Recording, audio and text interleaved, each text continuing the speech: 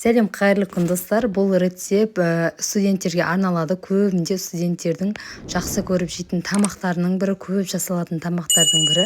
Соны оңай ғана 15-20 минутта жасалу жолын көрсететін боламын. Видео қызық болса соңына дейін қарап, видеоны жоғалтпас үшін каналыма подписация жасап, қоңырша белгісін басып қойды ұмытпаңыздар.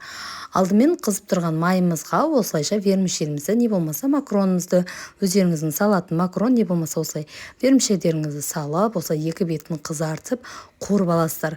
Кішкене қызарып қуырғаннан кейін үстінен осылай пиязымызды, картоптарымызды жақсылап жуып тазалап, турап, салып алып, тағы да әрі қарап қозғап, араластырып, кішкене қуыратын боласыздар. Одан кейін оғының татымына қарай тұзын саласыздар. Көз өлшеммен тұзын салып алғаннан кейін оның үстіне осылай кез келген өздеріңіздің томат паста, не болмаса үйдегі банка салат, жабылған банка салат болса да болады. Дәл осылайша салып, тағы да бір-екі араластырып қуырып аласыздар. Кішкене қуырып алғаннан кейін міне дәл осындай болады. Үстінен бір жарты шөміштей суымызды құямыз. Біздің макаронымыздан сәл ғана суымыз дәл видеодағыдай болып тұру керек. Сонымен қақпағын жауып қайнатуға қоятын боламыз. Өзі қайнап шыққаннан кейін біраз 5 минуттай тағы қайнайды қатты отпен. Дәл осылай қайнағаннан кейін суы тартылады. Міне бізде картопымыз да, вермишеліміздің барлығы жақсы пісіп шығады.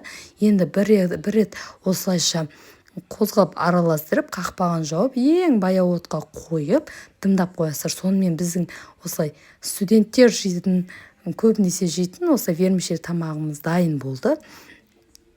Дәл осылай жасап көріңіздер. Сіздер вермишельді қалай жасайсыздар?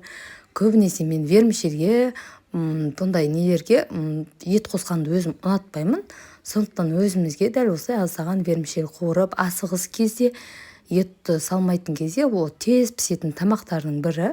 Дәл осылай бетіне кетчуп, майонезімізді жағып, отбасыларыңызға, студент болса достарыңызбен бөлісіп, осылайша жесеңіздер болады. Егер сіздерге рецепт ұнаған болса, каналыма тіркеліп, қоңыраушаны басып, лайк басып, өз ойларыңызды комментарий бөліміне қалдырсаңыздар болады. Назарларыңызға рахмет. Сіздермен бірге болған Алмагүл.